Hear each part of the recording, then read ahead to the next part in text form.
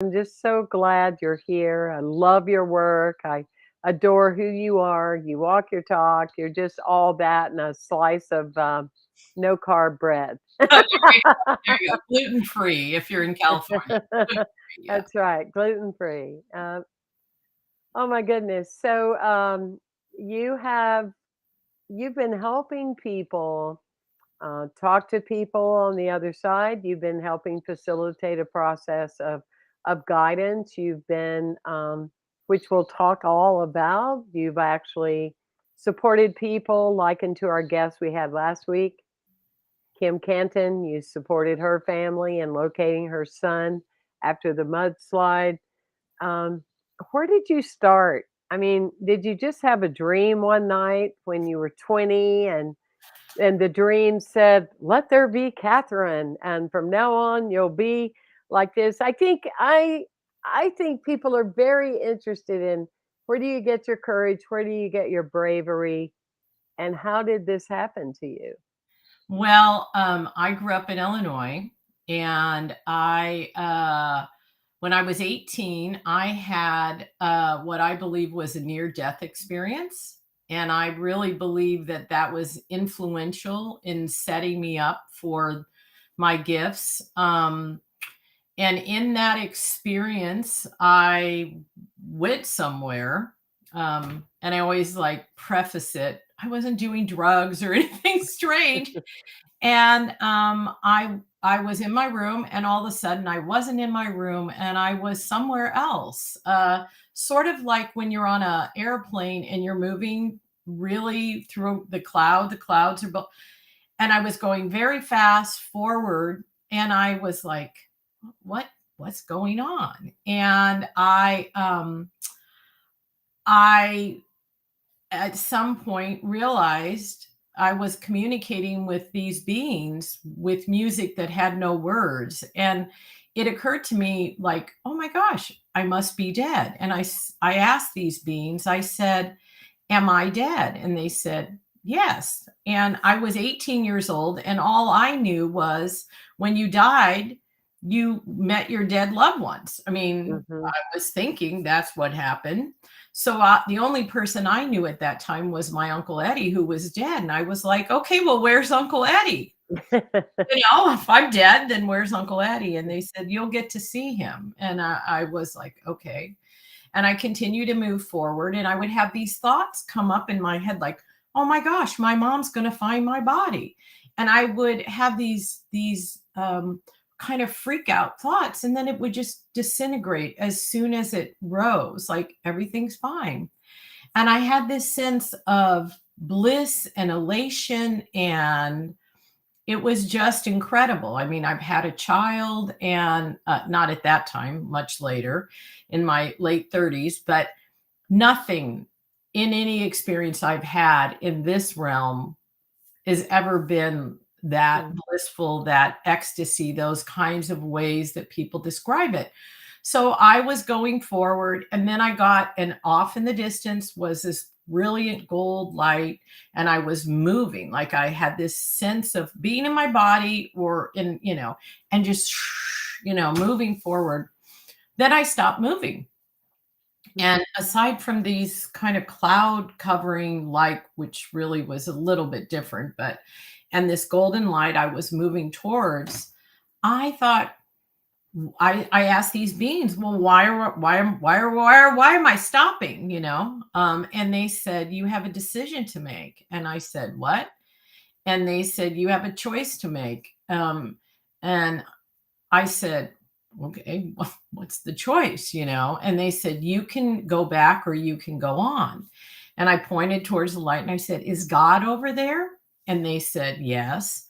And I said, well, if I chose to go back, does that mean I don't get to come back to this place? Because if I can't come back here, I'm going on, right? And they're like, no, you can go, you can come back. And then what came out of my mouth or my thought or whatever is I Mhm. just said, then I think I have more work to do. And boom, I was back in my body, back in my room, back kind of laying on my against the wall and on the head of my bed. And in my naivete, I thought, okay, I'm going to get killed in a car wreck in a week or whatever. And so I thought the more work is I wrote my mom this whole long letter, Mom, I don't be sad. It was wonderful. I've been there, Wow. because that's what I thought was happening. And I didn't ever tell anyone because I didn't want them to be worried about me dying, like, oh my God, I just put the note in a very prominent place in my closet. So my mom, when, when they were cleaning out my room, would find the note and go, oh, okay. No reason to be sad. Catherine's happy. But obviously nothing, obviously I didn't die. I'm in my 60s now. But I'm not afraid of death since that experience. But anyway, what happened then when I was 28, I was in graduate school studying communication. And God's cosmic joke said, you want an advanced degree in communication? I'm going to give you one that the university cannot provide. And I started having these extraordinary, otherworldly experiences. And I now know, and I've been doing this work for 34 years or so, is that this is the more work that I had to do. It wasn't although I am doing my personal work, because we all are, like it or not, Right. but that the work that I said, then I think I have more work to do. What I'm doing with clients, what I'm doing with writing the book, what I do with my events, is that work. It's my work, that it's sharing this gift that I am so grateful to have received. So do you feel at 28 then, do you feel that was a measurable moment that you surrendered and it's like I I'm I'm going to be used as a channel and I'm going to be full out? Did you have any kind of pivotal moment where you I went, just thought "Oh, was I thought I was losing my mind. I was frightened okay. by because we're talking about miracle level stuff. Sure. Healing people, all kinds of crazy, wonderful things. And I just wanted to understand how I could have this knowing, how I could give people messages that I didn't know, complete strangers, and they burst into a cathartic release in front of me. I Mhm. didn't understand any of it. And I was quite literally very frightened. Because it was so like, where did this come from? I mean, I grew up with my grandmother read coffee cups and cards when I was a kid, but as far as that went, we'd be teenage girls saying, "Grandma, does he like?" Oh, there's a girl with the dark hair, and it was kind of just all play and games. So, but at that time, I was in grad school. I was very close with a friend who was also in my graduate program. And her boyfriend, who was up in the Bay Area, they used to call each other. I went to school at University of California in Santa Barbara, and he hadn't called. And she thought that was weird. Mm. And so he hadn't called and he hadn't called. So she called his work and she called his friends. And I was at her house because we would have dinner together and study and do our work. And she couldn't reach him. So she called a friend of his. She called his work. He hadn't been to work. She called the local hospitals. He hadn't been to hospitals. And so she called a friend of his and said, he's not answering his phone. I don't care if he wants to break up with me. I just really want to know he's okay. So she said, will you please go over to his house and check on him and tell him, if we're done, that's okay, but I need to know. And so his friend called back and said, his car's here. I'm knocking on the door and he's not answering. And she said, well, can you get help and break in? And he said, and apparently, as divine, and this, how divine spirit has these set synchronicities and setup. Apparently, his apartment was across the street from a donut shop, and there was a cop getting a donut, the quintessential stereotypical kind of. Mhm. And so he went over and explained to the police officer, my friend's girlfriend called, and she called all the hospitals, and he went in and found him dead. Oh. So then she had to call this poor man. I think he was like in his late 20s, and tell the mother her son had been found dead. Mm. So all these crazy experiences. So I'm with her when she's on the phone with the mother, and so I was just I can't tell you, probably 25 other, like, you can't make this stuff up.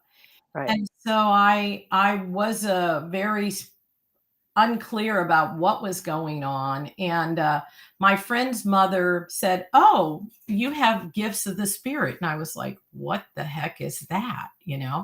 And she goes, "Oh," and she goes, "I have two priest friends, and they're psychologists, and they'll meet with you and talk to you about it." And so I met with them because I was looking for any kind of explanation besides, I've gone crazy, but I was in a graduate program. I knew I couldn't get total strangers to collude with my insanity. Like, Mhm. if I was losing my mind. So I met with them and they said, "Yeah, you have gifts of the spirit. And, if you see anything bad come from it, stop." And I said, "Stop. I didn't even start it. I don't even know." So, Yeah, and I just wanna put a understanding around this too with what you're saying. I mean, we're not talking about, like, right now. Like, now, there's so much available. I mean, this predated the Ghost Whisperer. With Janet who it Love, is that her name? Or, somewhere with James Van Prague.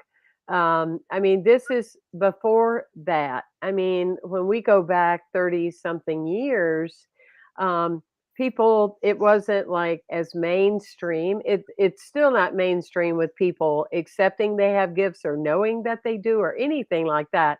It's very unique what you do. But my point is, in some parts of the country, if you went in and said, "Oh, I'm communicating with dead people," well, they would order the straitjacket. mhm, I mean, I think that's important, to say, relevant to those times. So not only were you like needing to understand the gift and, what does it mean, but who do you feel safe mhm. telling and stuff like that. It was a big deal then. Yeah, it's still quite a big deal. I mean, Mhm. really, I was pretty much under the radar, work by referral only, until I wrote a book with a client of mine whose husband was in a coma for 26 days. And in our first phone call, he woke himself up out of the coma while on the phone with me doing the writings, which is my mode. So With it Kevin. That's Kevin, right? mhm. Mhm. With Yeah, Jocelyn. yeah. Yeah. So It's just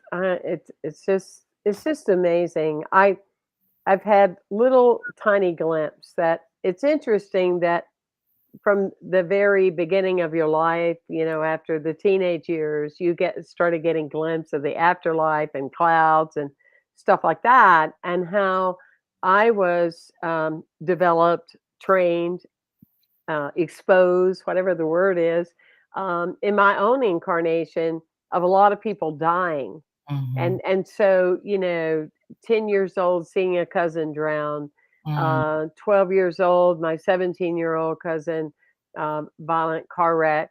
And I remember at 40, being in a pastoral care program at a hospital. And they went around the room, and most of the people there were, in their 50s or older. And the majority of them said, "I've never had a death in my family." And then they came around to me Mhm. and they said, "What about you, Temple?" And I said, "I don't think we have enough time." Yeah. I mean, all my great grandparents, all my grandparents, aunts, uncles, friends, people, and then in community, of course, then there's a whole, herd of people. And but it's interesting because it shape shifted me too, about not dying while you're living. You Mhm. know, it's interesting, you work with the other side and with messages, and I work with teaching people don't die energetically while you're alive. And in shamanism, anytime I go to the underworld, I always go through cemeteries. And it's a beautiful, energetic, place. I was telling somebody the other day, the famous, cemetery in Paris, Mhm. where Chopin and Oscar Wilde and Gertrude Stein, and they're all hanging out. There's more energy in that place that compares to Disney, Mhm. Yeah. right? And the other thing is the deceased people is such a small, minute fraction of the work that I do because I connect to source, and that is really more, of the writings, and for total strangers. So I am able to connect with that energy and they can hear their soul reflected to them. And that really is some major transformational energy that opens people up and changes how they view themselves and their world and, you know, all kinds of different things. So, Sure. So, uh, like spirit writing. yeah. So, so you're gonna do one for me, not today, but Okay. privately. Yeah, that'll I'm be gonna fun. make an appointment with you so you can, talk to my mom who died at the beginning of the year. Yeah, And, I have a strong sense of her presence, but I would love that. So yeah, I'm gonna contact you, and everybody as you're tuning in, you know, you can do the same. You can go to Catherine's website, beyondeverafter.com. You can download 2 free chapters of her book.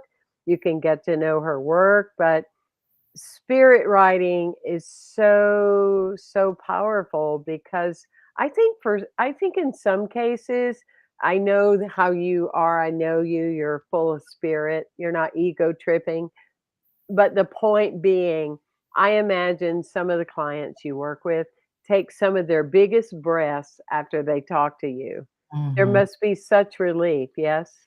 Yeah, and people, I mean, of course, source energy, the source Right. Mhm. knows us intimately. So to be able to deal with someone who knows nothing about you and receive what is described oftentimes as soul poetry Mm. is for some people the first time they've really been seen and heard. And it's the big potato, it's the big elephant in the room that they're receiving guidance on. Sometimes they ask questions, they don't need to, it's an organic process. And so yeah, so it's very and I've had clients that when I was doing it in person would come with a list of all their questions, you know, they would have, and then I do an intro which I think of as a soul print, and they would just wad up the pieces of paper and say, well, this these, because they would have shifted out of this apparatus, the Right. line, and be in not the same as what I was in my near death experience, but they would, those things they had moved, they had shifted energetically and vibrationally, and those, you know, what do I do with my boyfriend and should I move, and those, not that the details of our lives are insignificant, they are not, but you know how we hold some of these things, Mhm. and to shift into our own power and be seen and heard and reconnected to our own soul, then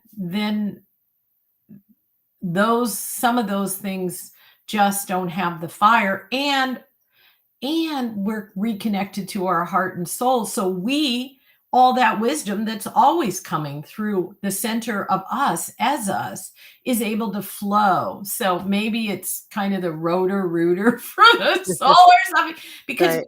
you know, you and I know the wisdom's always inside us, um if we but could and do avail ourselves and access it. So That's beautiful. And I can understand that about the questions because I've always been that way for 15 years doing this show.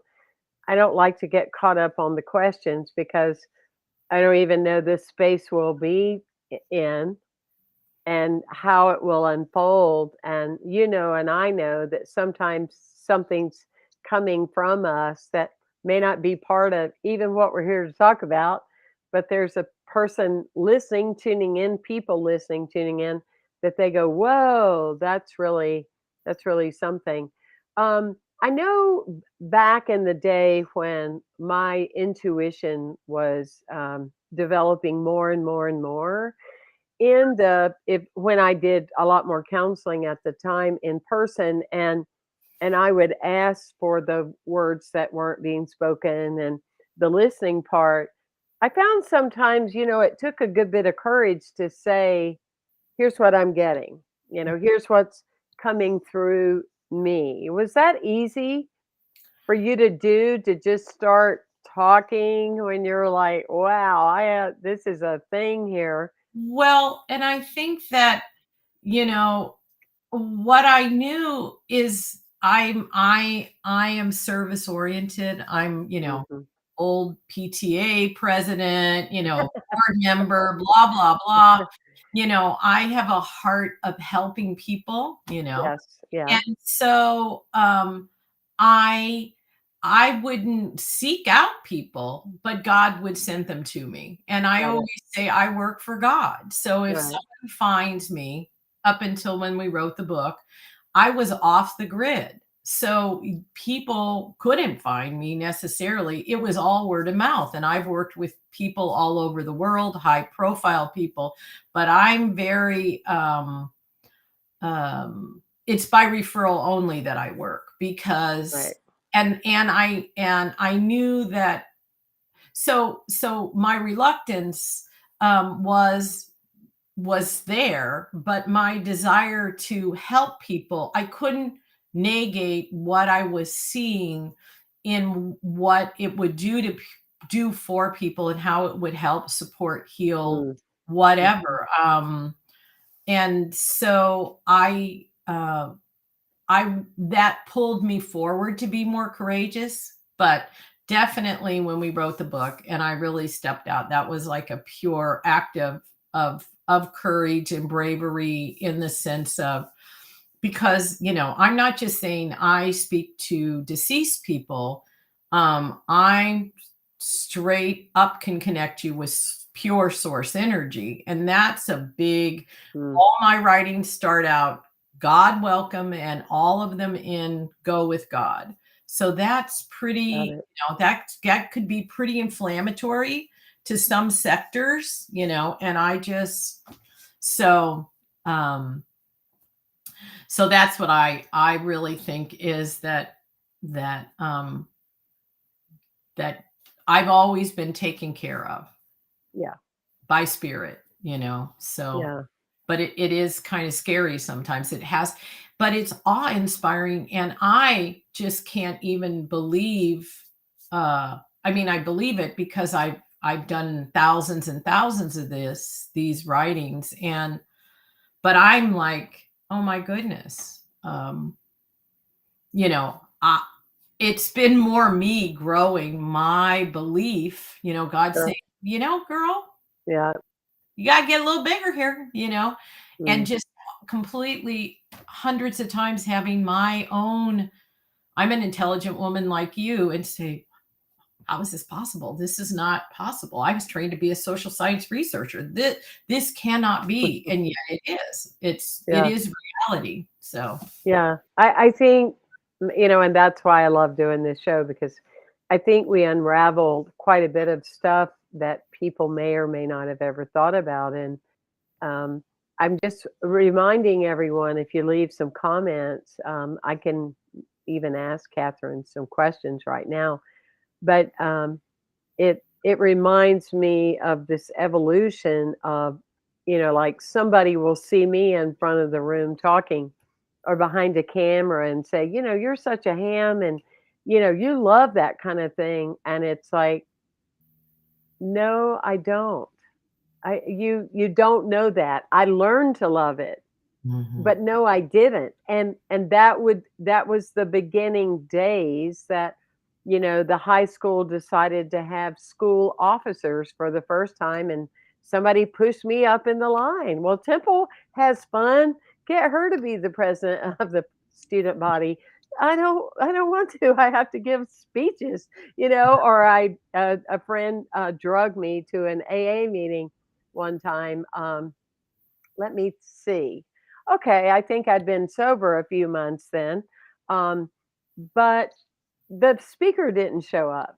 And Mm, so somebody said, "Well, that lady right there, I right, think well, get her." So it wasn't like, "Oh, I've got to be important or I got to be in front of the room."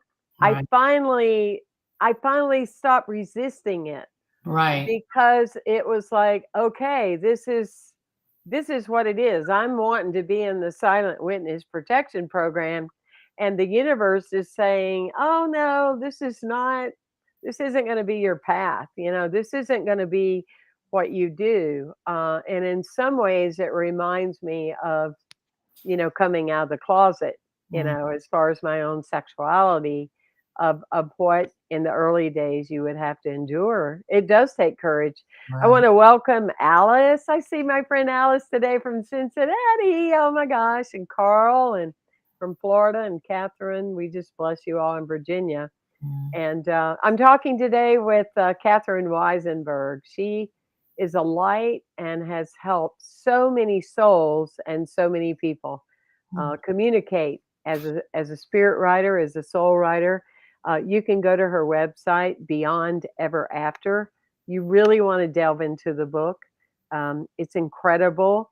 Also, on her website, you actually can tell stories and leave stories for them to hear about because we all have had some unique stories happen to us with life and people on the other side. It's pretty amazing.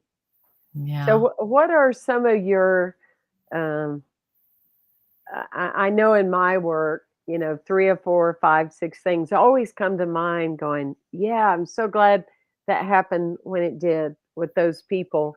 Do you have, without naming people, do you have stories that come to mind? There's so many, but, you mentioned Kim Canton. I often, I will share a story that I actually, did a presentation at, an IAN's, conference. When my daughter was an infant, I, had a call, from somebody who knew I did what I did. And it was a hospice nurse who said, "Catherine, I'm here with a family and their child is dying. And the mother thinks that she's not able to pass because maybe the child has something she needs to say." Wow. And she said, "Can you come?" And I said, "Well, sure." I mean, I didn't even really think. So Hmm. here I am. My daughter's like 6 months old at the time. I throw not throw, gently place my back of my mobile station wagon. They give me an address, and I'm getting off the freeway, and I'm at the freeway, and then I'm like, it dawns on me because I just said, "Okay, I can come." And Hmm. so I'm at the light at the freeway, and I think, and I say out loud, "God, I know I can do dead people, but I don't know if I can do live people. You Mm, have to help me." I mean, talk about a leap of faith. sure. Of course, I didn't hear an answer, so I drove on, went with my baby. And at the time, I would write on yellow legal papers and pages, tablet. And so I arrive at the house, and this man opens the door, and it's kind of like, kind of going into a fire. You don't even realize. And then I'm like, oh my gosh. And I walk in, and I'm like, Catherine, you're walking into where a child's dying. And I knew nothing like child. What does that mean? I didn't know. And I got my baby on my hip and my, diaper bag and my yellow legal pad and my ink pen shoved in, and they take me into this living room, and everything is white carpet, white or cream carpet, cream couch, cream everything. And on the couch lays this little child in little Mm, flowered pajamas, and she looked like she was sleeping. And I thought, okay, because I mean, I didn't. And the hospice nurse said, "Thank you for coming." Introduced me to the mom and dad, and I said, "Well," I said to the parents, "I don't really know if this is going to work because I've never done a live person. I mean, a comatose live person. I don't. I mean, sure. try." And so I sat down and pulled a chair by the head of the couch, and I sat down. I handed my baby off to the hospice nurse to, hold. And the child was immediately talking. And she said, "Zillions of kisses, mommy and daddy." And of course the parents are crying, but I mean, their kid's dying. So I don't think this is unusual. And she just goes on and on, this child, "Thank you, mommy and daddy. Thank you, mommy and daddy. Thank you, mommy and daddy."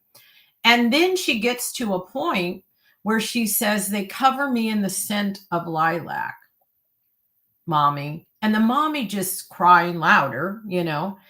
And the mother looks like, and so she, so then the mother says, "Our daughter is dying of Tay-Sachs disease," which is a I wasn't familiar with this disease, but it's Mhm. a neurological disease. And their daughter never spoke, never communicated, and was blind and deaf.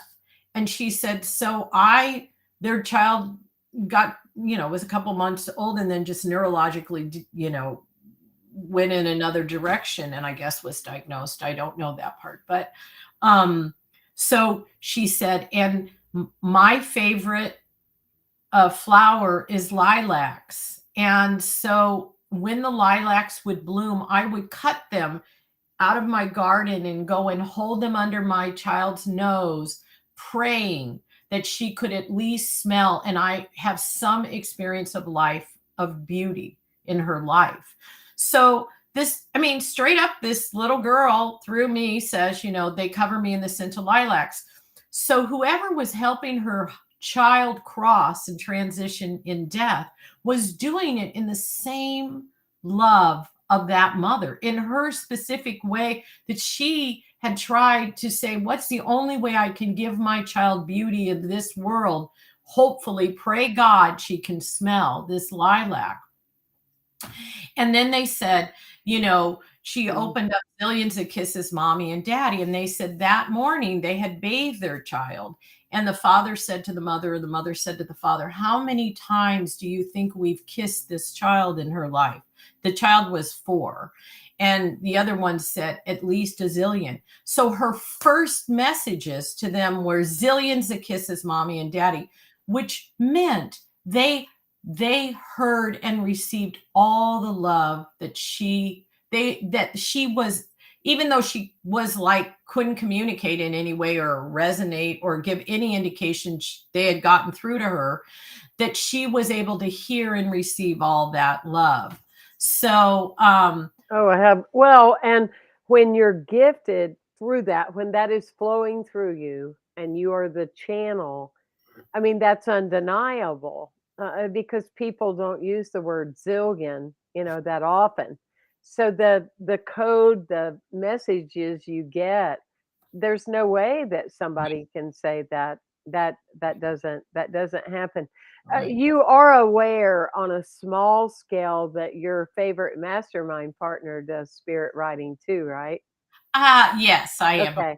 Well, Yeah. she's really shy about it, but I've watched energy go back into somebody's body when she would read, something, and I think it's amazing. And for those of you tuning in, we're talking about my partner BB, but it's so funny how the two of you, of all the people here in Santa Barbara County, y'all are like little magnets, like wee.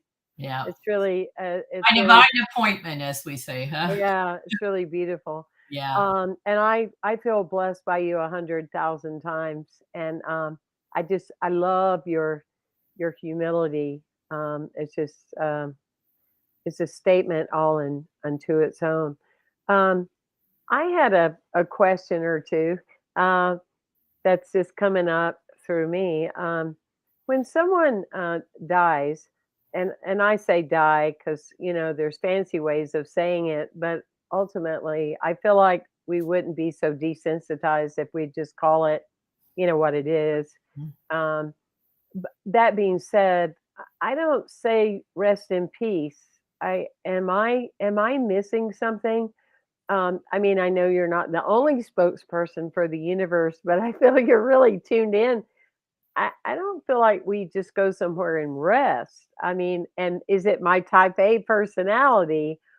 But I have talked to people on the other side and they're doing projects and stuff.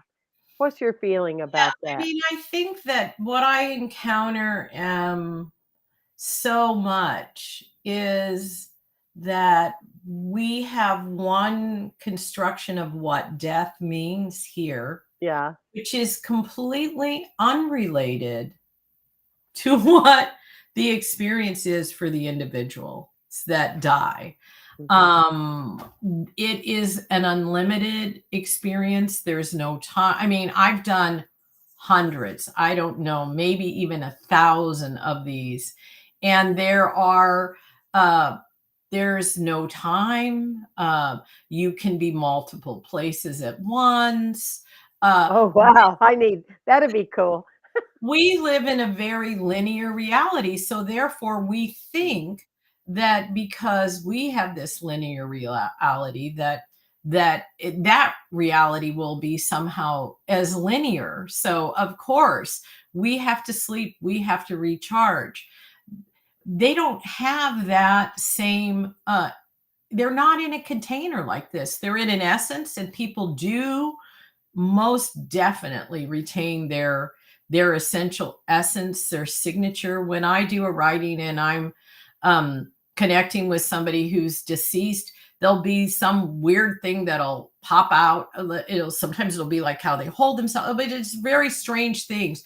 But like what I do is like sitting down at the table with grandma and having a cup of coffee. It's not like, oh, I see that she's kind of a heavy set woman or whatever. Right. But uh, so they have their own, we retain our personality, but not with all the dookie, if you will, you know, with all the stuff, right? We don't have to get our hair done, Yeah, and right? there's no scales to weigh you there, or whatever. Right, And what people can do too energetically is attach to things to have a human experience. So, got it. energy, when you're energy, you can attach, not like possession, like in the movies, but Right. you can hop on board and have that sensing experience, which is that's why you can have 100 Joan of Arcs. No, I was Joan of Arc. No, you were Joan of Arc. No, I was Joan of Arc. Well, Joan of Arc couldn't be 100 different people, but Joan could be visiting for a brief period of time and having a human experience, experiencing that along with that us, and have that thing. So resting, yeah, rest in peace. And that's not to say that there aren't, I mean, it is very real that some people pass or die or whatever and are so stifled by the whole thing because we get what we think. When we talk about the power of creation and manifestation here and how all that works, well, there, it's unlimited. You think it, and so it is. So you think Wow. it, oh, I'd like to see the tomb. Okay, there you go. You're not limited. We're not temporally limited in any way. And we're not limited in time. We can be experiencing past time. We can forward tense. We can fast forward. So yeah. So, but what I always say, what it just as we say, what you believe you receive here, it's like that on steroids there. Wow. From what, from all these many conversations. And, if you're a Christian, and I'm a Christian, but if you have only the pearly gates view and you think that's what's going to be, guess what? Because consciousness has so You're much gonna power. project that. Yeah. That's what I've always felt too, like, how would that Right. change? If you think it, you ink it, you make it happen. I felt like, okay, that would be, what it is. If you believe the afterlife is gold and pearly gates and lots of fruit and people bringing you Right. trays, and that's probably going to be your experience. Whatever it is, right? But like you said, it's on steroids and it happens very quickly. After you do a reading, um, do you do a reading in current time with someone, or do you take some information, do a reading, and then make an appointment again to sit down or Zoom with the No, person? I mean, what I do is it's always available. Like there's no process. And I'm not like some people go like, "Oh, you're an automatic writer." It's like, "No, I'm not automatically writing." It's just like we're having a conversation now, but I Right. am recording it in written form because it's so multi-layered and then my clients get that copy to work with. And I've had clients that, call me and say this changed in the drawer, it did not say this before, and I'm like, because it's your soul No, wow. Yeah. expands. Even though your whole life can change, it still has that level of soul signature and applicability to us. So yeah, I don't need to know anything. I do a writing and I give it to the client, and of course I have people that like I call my regulars, who've Right. been clients of mine for 30 years or so. But yeah, I don't, I know my mom, my daughter was like, "Mom, you got to watch Tyler Henry, he's so good." And I was like, "You have no clue," because of course Mhm. your kids are good at eye rolling and thinking everything the parent does must be like. Right. And this is really much more detailed. Yeah, I'm the same way about different things. In that, people will go, "Well, have you read all of his work or have you watched all those people on YouTube?" And I go, I don't, because I'm so sensitive. 3 weeks later, I'll be talking and their work's coming through me, and I don't ever wanna do that. I believe in, copyright and, Right. I'm very particular about that. A lot of people aren't, but Yeah. I hear you because it's a very unique, kind of thing that you're doing. After you are sitting with a person and you have a soul reading, do you have more energy? Are you It like energized, and or does it vary on the energy of the person and all that? in a typical, and I didn't bring up Tyler Henry to say less or more or be competitive or No, comparison of in any course, way. no. Uh-uh. But I'm writing and people say, "Oh my gosh, doesn't your hand hurt?" Because typically there are about 12 or 15 pages of full handwriting in an hour. I mean, Wow. complete sentences, all coherent.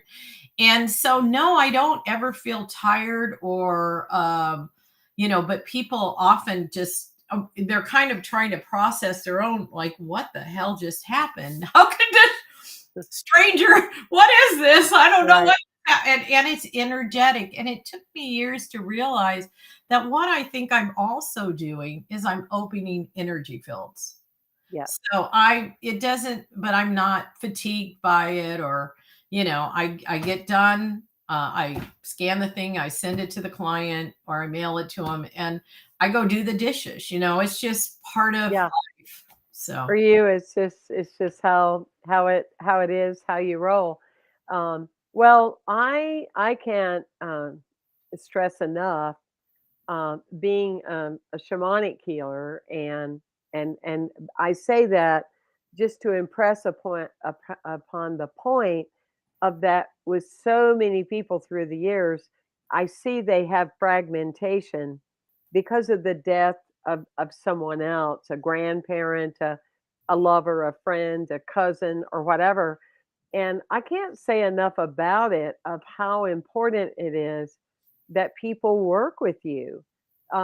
Because and I'm not getting a finder's fee for this or would never think about it. I just think that people on so many levels, they don't understand how important this is Mhm, because there's undone stuff mhm, and they're just toting it around, toting it around, toting it around. And to have them speak to the person through you, through the writing, it's like a whole instant shift. mm. And, when people lose a loved one, they're so devastated, typically, and don't know how. And like I said, I work a lot with parents who have lost children, young children, or Mhm. I mean, but it doesn't matter. It could be your grandmother who was the dearest person in your life. There's, Uh-huh. all losses can be devastating and heartbreaking. But I really believe that we all have that. Yes, I have a unique skill set, which is how I describe it. I have a unique skill set in that I'm able to do this. But I believe that we all inherently have this blueprint we come in with, and this divine by design for connection. And that and it is not uncommon for after having worked with someone that they then have frontline connection with their loved one. And again, I mentioned that what you believe you receive. Mhm.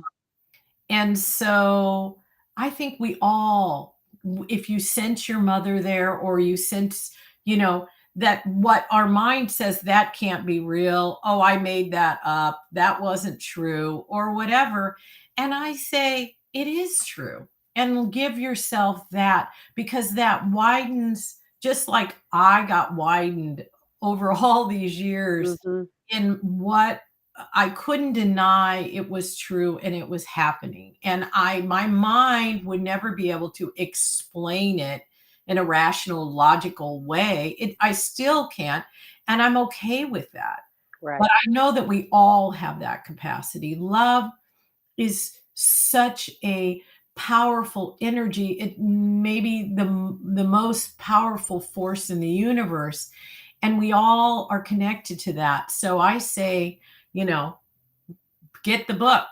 Get, not because I'm making a lot of money off of it, but buy Beyond Ever After, a heart to heart journey through death and the afterlife, because you'll see with my co-author Jocelyn, who's the woman who lost her husband, it just it just is like, oh yeah, oh yeah, this Mhm. is real. Mhm. Oh, that experience, because they don't want to necessarily connect with me. Our loved ones are always with us. And, so it is a healing, transformational energy. Yeah. And I hear you through reading the book Beyond Ever After, and everyone, we put that in the comments to go to beyondeverafter.com. Through reading the book, you could very well have a divine awakening, a new awareness about possibilities. I'm with you on that. Everybody, we all have that potential. I wonder though if we have the ability to believe it. I think we still live in a culture, at least my assessment of it, we believe it more if it comes from somebody else. Yeah. Well, then it's kind of undeniable, right? I mean, then, Right. like, then it passes the litmus test. But for us to just embrace that and get softer in our own quiet, not that we have to tell our friends, I was at the kitchen sink and I smelled my grandmother's perfume. Right. I understand we don't want to be judged as being, I mean, I Mhm. play that game too with myself, like, oh my gosh, Catherine, you're losing your mind.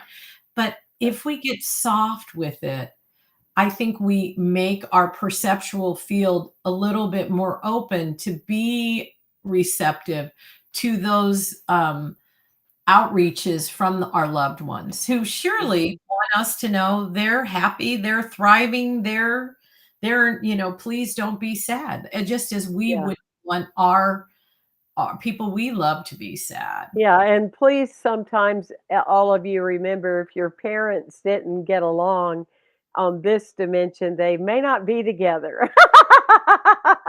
Yeah, yeah. They laughed in the Baptist Oh, church yeah. because my mother outlived my father by 21 years. And so, I would when she was having the death stare towards the end of her life, I would go, "Mom, are you visiting into the afterlife?" And she said, "Huh?" And I said, Dad's there." And she went, "I'm not going where he's going." So I had fun doing her eulogy to say, there are certain things I don't know, but there's certain things that I do. And one of them is that my mom is not going to be looking my dad up. But I've been doing this kind of stuff since I'm like 19. The first Unity I ever went to was really cool. Hmm. They did all this kind of stuff. So I thought that Unity was kind of like AA. They were all really similar. And I was very shocked to realize they aren't. Hmm. But that being said, I mean, the one here is really cool. But I've always asked, practitioners and soul writers and healers like yourself to check in with things. And I just wanted to tell you a real cute story about my grandmother Lois. Now, when she heard that I was different spiritually and sexually, we had a meeting. I had a meeting with Lois when I was 13 and a half, and she told me, "I'm so sorry I won't be spending my life in heaven with you." And, it makes me real sad to know my granddaughter is going to hell. So obviously, I continued to have a relationship with her, until she died. But it was different after that. But anyway, when my book was coming out in 2014, I was talking to a reader, a psychic, and she goes, "Oh, your grandmother is here," and I go, "Oh yeah, she comes through a lot. You're talking Ruby." She said, "No, there's another one." And I said, "You mean Lois?" It had been, like almost 20 years. "Lois?" She went, "Yeah, Lois is coming through. And she said to tell you that you were right. And she really apologizes for Mhm. what she did and how she said it and the way she treated you when you were just a kid." And anyway, I said, "Well, oh, I'm so glad. I'm so glad to hear she's changed." Mhm. Because see, I had done enough work that Right. that one pat on the back at that point wasn't gonna change me that much. I was happier for her. Mhm. But anyway, I was telling the editor of my book this, and I had an aha moment, Catherine. I said, "I see what she's doing. She's a Southern woman, very introvert. She doesn't want me to put this in the book." And I went, "Lois, you're shucks out of luck. I'm putting you in the book. Don't be trying to suck up to me now. It's too late."